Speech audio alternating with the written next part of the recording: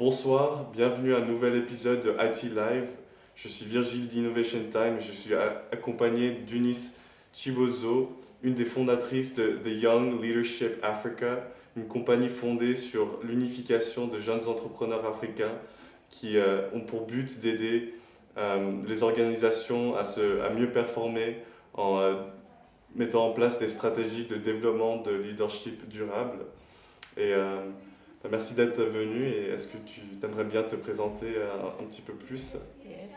Déjà, merci pour l'invitation. Ça me fait plaisir d'être là. Alors, moi, je me présente, je m'appelle Eunice Chibozo, j'ai 23 ans et je suis cofondatrice de l'association TILA, donc, comme tu as dit, de Young Leadership Africa. Je suis aussi étudiante à côté de ça, je suis étudiante en sciences politiques et je vous remercie encore pour cette invitation. Ça me fait plaisir d'être avec vous. Je pensais pour commencer, on pourrait un peu parler de ton parcours d'entrepreneur. Donc, commençons par les bases. Comment as-tu eu cette idée et comment est-ce que tu as réussi à transformer cette idée en réalité? Quelles ont été les premières démarches? Alors, on va dire plutôt que l'idée, elle a été inspirée de notre vie en fait quotidienne, parce que comme je t'ai dit, c'est une cofondation en fait. Donc du coup, on est plusieurs, mais c'est au fil de discussions. Il y a aussi différents. Enfin, on est très très très influencé par ce qu'on vit au quotidien, ce qu'on voit dans les médias et autres. Et ce qui nous a poussé à faire l'association, c'est vraiment des discussions en fait, l'échange. Premièrement, c'est l'échange. On a parlé, on a discuté entre nous et puis on a vu qu'il y avait quand même un petit souci, un petit problème. Enfin, pour entreprendre quelque chose, faut découvrir en fait un problème et on s'est dit, mais en fait, il manque une plateforme de dialogue, d'échange. Et on a essayé de pousser le projet un peu plus loin, on s'est mis ensemble, on a fait des plans d'action, on a fait des réunions, on a regardé d'autres associations qui existaient déjà. En fait, on s'est informé sur le sujet et puis après on s'est dit, on va se lancer parce que c'est une manière pour nous d'agir, mais à notre échelle en fait. On s'est dit, on fait les choses à notre échelle et on verra où ça nous mène, juste pour influencer notre milieu tout simplement. Et ouais, justement, c'est à votre échelle. Au début, comment est-ce que tu as réussi justement à recruter du monde, à trouver des jeunes entrepreneurs qui voulaient faire partie de cette association et de vous aider? Ok. Alors là, vraiment, c'est incroyable parce qu'en fait, on a lancé le projet, on a lancé sur Instagram et je sais pas comment, mais en fait, les gens sont venus à nous, vraiment.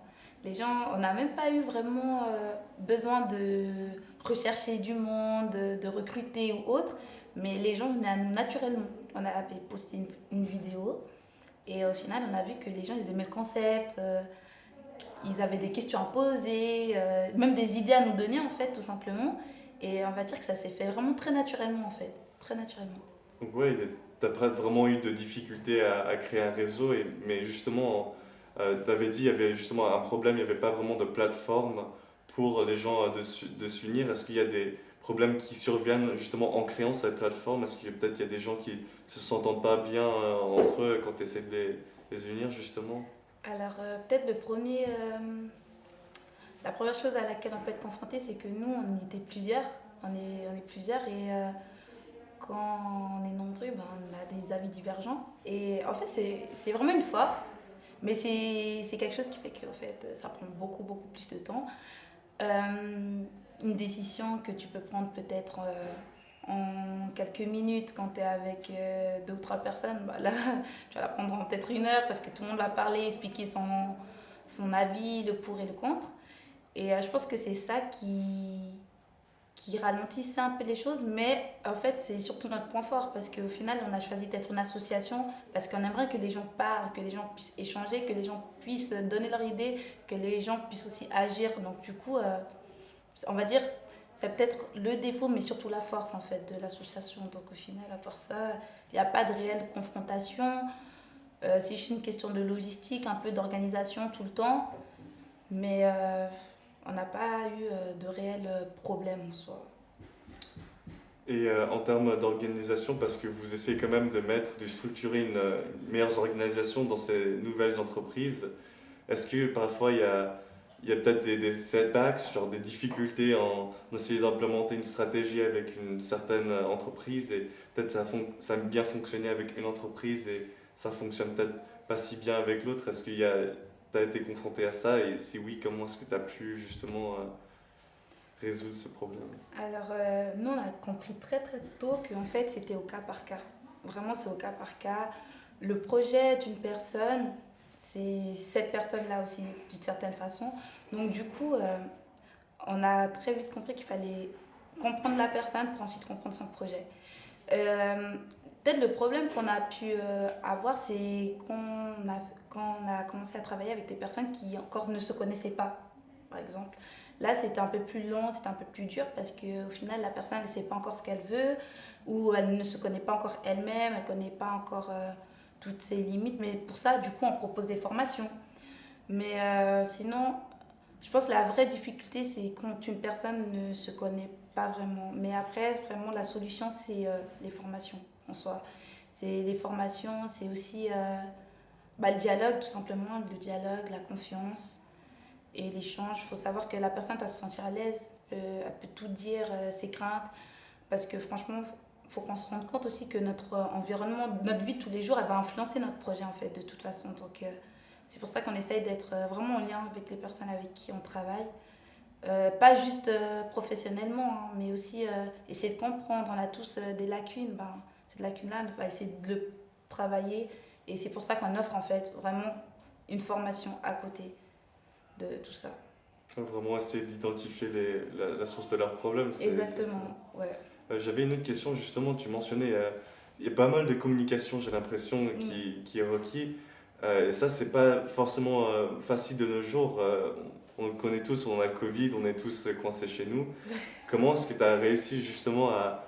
Quelles sont quelques méthodes que tu utilises qui justement te permettent de communiquer aussi aisément pendant le Covid que peut-être hors Covid? Alors, l'avantage de notre association, c'est qu'en fait, elle est transfrontalière. Ça veut dire qu'il y a des membres qui viennent de Côte d'Ivoire, du Ghana. Enfin, on est beaucoup, beaucoup, beaucoup en Afrique.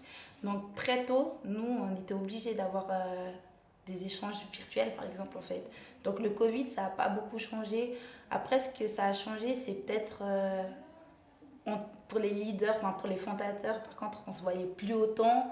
Donc, il fallait faire les choses à distance et tout. Et du coup, ça ralentissait un peu.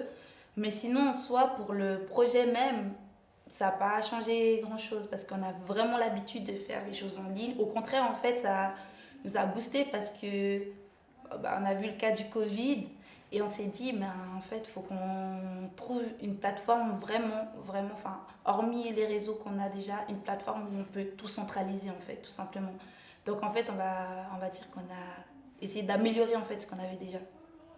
C'est tout. Et, et justement, genre, comment, quels sont quelques exemples plus précis de comment vous avez réussi à genre, centraliser toutes ces informations? Genre, est-ce que c'est à travers des messageries ou est-ce que vous avez des, des drives avec toutes les informations? Comment est-ce que Oui, vous... alors, ouais, on a utilisé justement des drives et autres. On a aussi utilisé des applications pour rassembler tout le monde.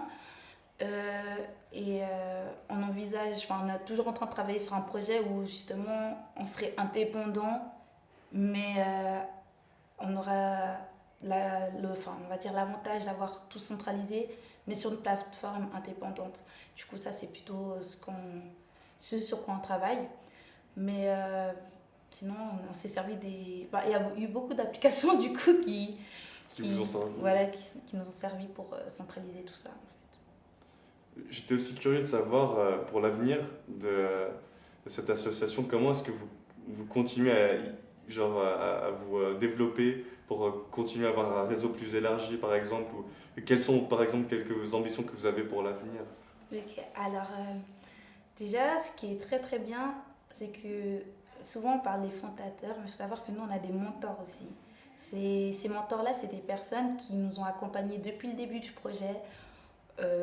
On les a parlé de notre projet, ils nous ont soutenus, ils nous suivent et c'est souvent des personnes qui ont déjà eu des entreprises, qui ont déjà quelque chose de professionnel en fait. à eux-mêmes, ils sont déjà une preuve de réussite en fait.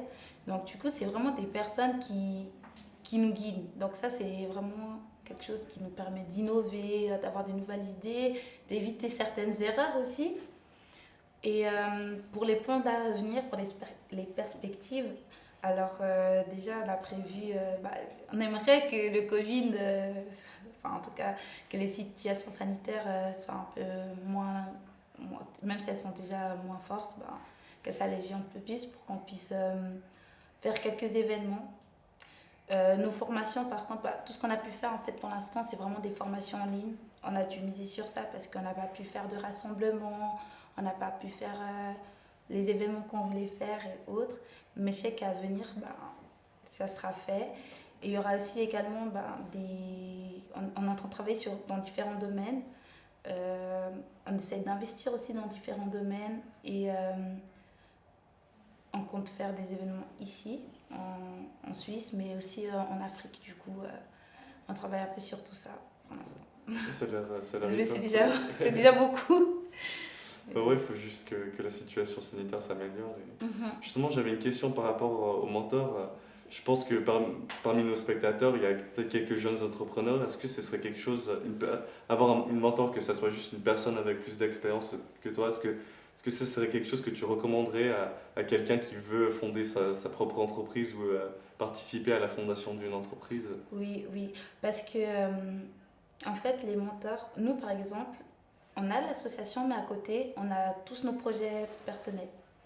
À côté de Tila, moi je sais que j'ai mes projets perso. La plupart en fait des fondateurs ont chacun un projet à lui en plus de Tila. Et ce qui fait que ces mentors-là, nous on apprend au même titre que n'importe quel membre de l'association, vraiment. Et ces personnes-là, elles vont nous permettre d'éviter des erreurs. Parce que eux, ils l'ont fait avant nous, ils ont eu ils ont fait certaines erreurs que nous on peut éviter tout simplement en écoutant leurs conseils déjà. Et c'est un gain de temps. Et aussi, il faut comprendre parce que quand on veut faire un projet ici en Suisse, ça va être un peu plus facile, mais quand tu veux monter un projet en Afrique, il y a beaucoup de choses qu'il faut prendre en compte. Rien que la législation, elle est très différente d'un pays à l'autre, ce qui est normal, mais aussi, c'est pas la même mentalité. Ton projet va pas être reçu de la même façon, par exemple. Et tout ça, c'est des choses qu'il faut prendre en compte. C'est pour ça que je trouve très, très, très important d'avoir un mentor, d'avoir quelqu'un qui te conseille, qui te suit en plus. Parce qu'il faut savoir que quand tu montes un projet, t'es pas toujours au top du top. Des fois, ça va pas. Et quand ça va pas, c'est bien d'avoir quelqu'un qui te connaît, qui te rappelle que tu peux le faire et pourquoi tu le fais. Donc vraiment, un mentor, pour moi, c'est essentiel. C'est quelque chose que tu recommanderais? Ouais, vraiment, fortement. Justement, tu as parlé peut-être de projets à venir que tu avais toi personnellement. Est-ce que tu aimerais bien nous en parler si tu as Ok. déjà envie? Ouais, je peux en parler, il n'y a pas de souci. Alors moi, j'ai prévu de m'établir dans plusieurs domaines. Je suis assez polyvalente, mais j'ai déjà commencé dans l'agriculture, dans mon pays d'origine, au Bénin. Ça, c'est quelque chose que je fais avec mon papa, donc c'est plutôt assez familial. Sinon, à côté, je fais des études en sciences politiques, donc forcément, j'aimerais bien pouvoir monter quelque chose, même si c'est une école ou autre, enfin quelque chose plus tard, ça c'est quelque chose à venir. Et sinon, je suis beaucoup intéressée par l'événementiel aussi, donc du coup, c'est quelque chose sur lequel je suis en train de me former, mais que j'ai pas encore commencé à faire. Puis justement, est-ce que tu comptes utiliser tes expériences que tu as déjà eues avec The Young Leadership Africa pour tes nouveaux projets? Et si oui, est-ce que tu as 2 ou 3 trucs que tu as appris, que tu n'aurais pas justement su faire ta première fois en montant une entreprise, que tu sais que tu vas appliquer maintenant sur tes nouveaux projets? Oui, alors je pense que c'est les formations, tout simplement, parce qu'il faut savoir que dans TILA, justement, il y a des formations de développement personnel, des formations sur l'entrepreneuriat et des formations, tu as de l'actualité donc sur la communauté, et tu as aussi une formation qui s'appelle Smart Finance, donc sur ce qui est finance et tout. Et ça, pour moi, c'était essentiel parce que gérer ses finances personnelles et gérer les finances d'un projet, c'est pas du tout pareil. Et vraiment, c'est des sujets, mais à chaque fois, enfin moi, je sais même pas pour extrapoler, mais à chaque fois que je sors d'une formation, celle que j'ai citée, je sors tout le temps avec avec un bénéfice, enfin, intellectuel ou autre. Par exemple, pour la formation à l'entrepreneuriat, bah, c'est le plan d'action. Le plan d'action, il nous l'a expliqué comment le faire, que ce soit pour une start-up ou pour que ce soit une entreprise et tout. Et ça, c'était super intéressant. Pour Smart Finance, bah, la gestion des finances, déjà, savoir ce que c'est une dette, un crédit, les notions de base, elle nous l'explique et c'est vraiment top. Pour le développement personnel, j'admire parce que c'est le mental en fait. Et ça, c'est vraiment ce que je recommande. Et pour la communauté, je trouve ça intéressant parce que de toute façon, quand tu montres quelque chose, tu es amené à communiquer, tu es amené à connaître ton public ou ton public cible. Et du coup, c'est quelque chose de super intéressant. Donc, en fait, toutes les formations sont bénéfiques. Je pourrais te citer ça jusqu'à demain. Et justement, ouais, j'aimerais bien t'en parler un peu plus de formation en ligne. C'est une question un peu plus philosophique que j'ai, mais l'éducation, ça n'a pas trop évolué ces centaines de dernières années. C'est toujours été une prof devant des étudiants. Et puis justement, la formation en ligne, ça permet justement de franchir pas mal de barrières à l'éducation qu'on avait avant. Est-ce que toi, personnellement, tu penses que ça pourrait être la nouvelle étape de l'éducation? Et si oui, comment est-ce que toi, tu aimerais jouer ton rôle là-dedans? Alors moi, à ce niveau-là, j'ai un problème avec ça. Pourquoi? Parce que en fait, moi, j'aime beaucoup les relations humaines, en fait. Et je trouve que c'est ce qui manque en ligne. Je trouve que c'est pas assez. Et même dans l'éducation, là, tu m'as parlé de prof, bah, là, je t'ai parlé de formateur. Mais moi, je trouve que mon éducation, je la fais vraiment au quotidien, au travers un échange. Bah, là, tout simplement, on est en train de parler et je peux apprendre énormément de toi, tu vois. De n'importe qui. Je pense qu'il y a vraiment l'éducation, je pense que c'est pas juste ça, c'est vraiment au quotidien. Les gens avec qui tu échanges, les gens avec qui tu parles, petit ou grand, hein, tu apprends toujours quelque chose, quelqu'un que tu as connu à peine dans la rue, que tu as aidé 2 minutes, elle peut t'apprendre quelque chose. Et moi, je pense que la première forme d'éducation et à laquelle il faut avoir conscience, c'est ça en fait. C'est chaque échange que tu as avec même tes parents, ton frère, ta soeur, ton ami, quelqu'un que tu connais pas, tu peux apprendre. Et c'est là que ça commence, je trouve. Après, pour revenir à la question par rapport euh, du coup, au virtuel, je trouve que c'est une solution pour justement les gens qui sont à distance, par exemple, comme pour nous dans notre association et tout. Après, vraiment, si on peut privilégier le physique, moi je préfère vraiment. Je trouve ça plus intéressant, mais après, je ne suis pas totalement contre non plus. Après, ce qui est bien avec les formations en ligne, c'est un peu, comme tu l'as dit, vous essayez de personnaliser beaucoup pour chacun des personnes que vous aidez. Les formations en ligne, je trouve que ça peut être hyper personnel. Il y a des gens qui préfèrent être formés en ligne, il y a des gens qui préfèrent être formés en vrai, mais je trouve que la formation, ça donne plus de flexibilité. Sur, par exemple, ce que tu pourrais apprendre, ou par exemple, ici à l'université, tu n'as que certaines matières, que tu as le choix parmi certaines matières, alors que en ligne, tu as peut-être le choix parmi de divers thèmes. Donc, est-ce que ce serait pas quelque chose qui malgré le fait que vous perdez le contact humain, pourrait vous te bénéficier énormément, peut-être dans d'autres projets aussi? Non, c'est clair. En plus, je pense que même en gain de temps, parce que franchement, en gain de temps, je pense que franchement, en ligne, c'est super bénéfice en gain de temps. Après, moi, c'est vraiment le seul truc qui me dérange, c'est vraiment les relations humaines et tout. Mais sinon, c'est vrai que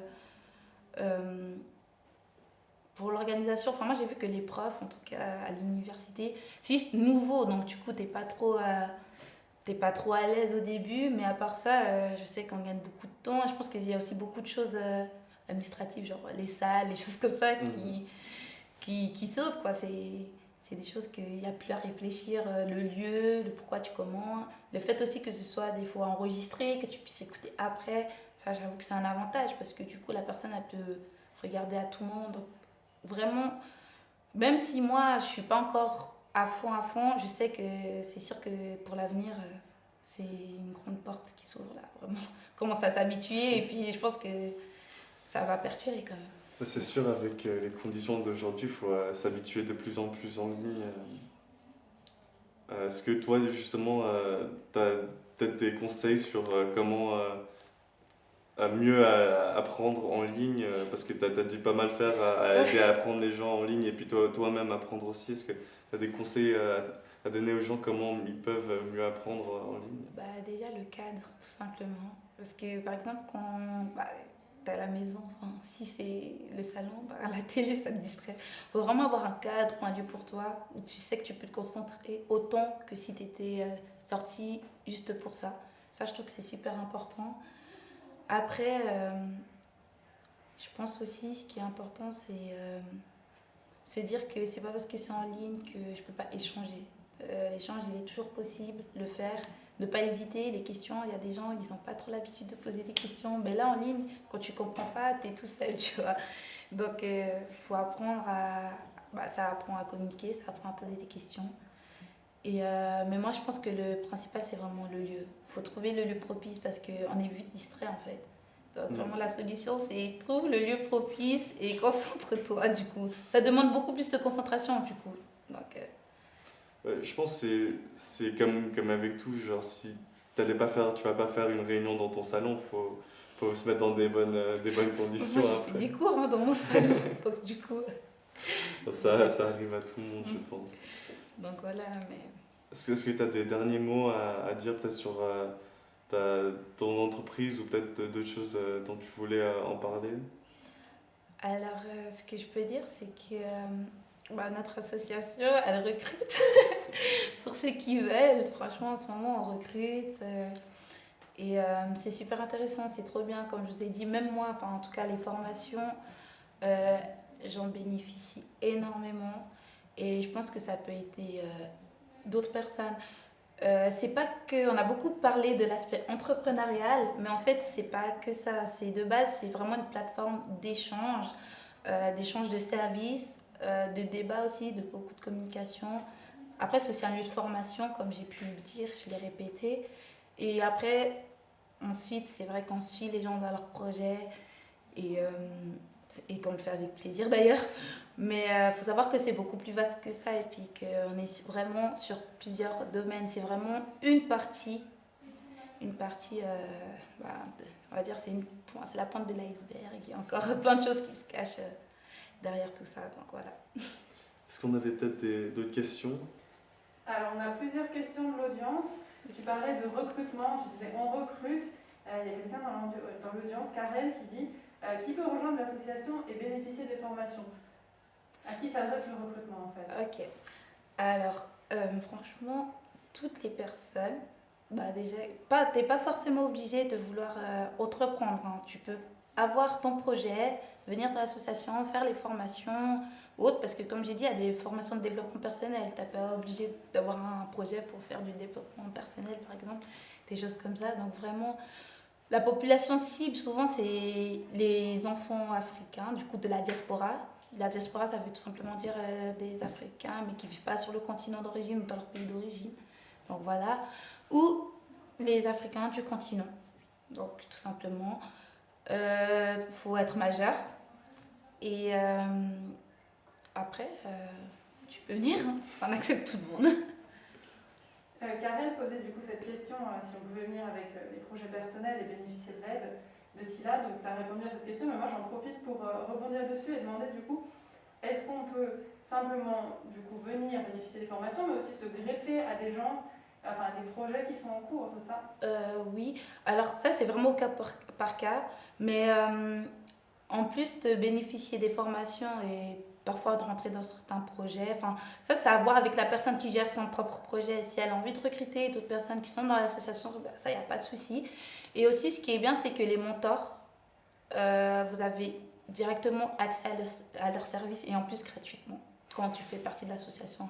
Ça veut dire que Smart Finance, euh, le développement personnel et tout le reste, en fait, c'est tous ceux qui sont en collaboration avec nous, soit tu as des réductions avec eux, soit tu as leur service gratuitement.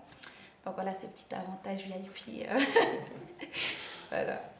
Et une question un peu plus personnelle. Est-ce que c'est facile de lier du coup ton implication dans l'association et les études? Tu en as rapidement parlé. Et alors, alors moi j'ai de la chance d'être très très très organisée. Donc ça va. Mais je pense que si j'étais un peu plus... C'est vrai que parfois je suis fatiguée, mais c'est des choses que j'aime. En fait, quand on t'aime, ça va pas. Moi j'aime tellement mes études, donc j'ai du plaisir quand je travaille. Enfin voilà. des fois c'est lourd, mais j'ai du plaisir et j'aime trop. Enfin, vraiment, l'association, c'est mon bijou, quoi. Donc, du coup, je le fais encore avec plaisir. Donc, c'est ce qui me donne vraiment la force. Mais c'est vrai qu'il y a des jours plus durs que d'autres, hein. Je peux vous dire, c'est normal, la fatigue, ça fait partie. Mais ça, c'est pour tous les projets, hein. C'est du temps, c'est des nuits blanches, c'est des heures de travail, en fait, tout simplement. Mais c'est faisable, en fait. Quand on veut, on peut, comme on dit. Donc, C'est le prix à payer pour sa passion, quoi. exactement. Si tu veux vivre de ta passion, bah faut faire les conséquences, faut faire les concessions plutôt, les concessions nécessaires. Sinon après sinon tu fais ce que tu as envie, enfin tu fais autre chose, mais tu seras pas aussi épanoui, quoi. Non, je suis d'accord avec ce message, tout à fait. Il y a encore d'autres questions parce que Jade est vraiment très très active ce soir. Ok. Alors, Karel qui nous demande du coup comment peut-on entrer en contact avec vous. Tu as parlé que vous étiez sur les réseaux sociaux et du coup Myriam nous demandait si Tila avait un compte Instagram. Alors oui. Sur quel réseau peut-on vous suivre? Alors Instagram, on a un compte qui s'appelle tila.africa. Sinon vous pouvez, enfin sur l'Instagram vous avez le mail. Du coup on a de la chance, celle qui gère l'admin elle est top, elle répond assez vite, donc du coup vous avez des réponses dans des brefs délais. Et je pense que c'est vraiment le moyen de communication le plus facile, hein, franchement. Et je pense que c'est le plus simple. Vraiment, pour entrer en contact avec nous, la page Instagram, soit par message sur Instagram, soit directement par mail. Enfin, depuis la page Instagram, ça vient. Et puis, voilà. D'accord. C'est tout bon pour les questions. Et si vous avez d'autres questions, n'hésitez pas à les poser dans les commentaires de la diffusion. Yes. Et ben, sur ce, je te remercie d'être venu, d'être d'accord de parler avec nous ici à Innovation Time pour un autre IT Live. Et puis, je vous souhaite tous une bonne soirée. Et puis, à la semaine prochaine, à 19h47 pour un nouvel épisode de IT Live. Merci. Bye bye.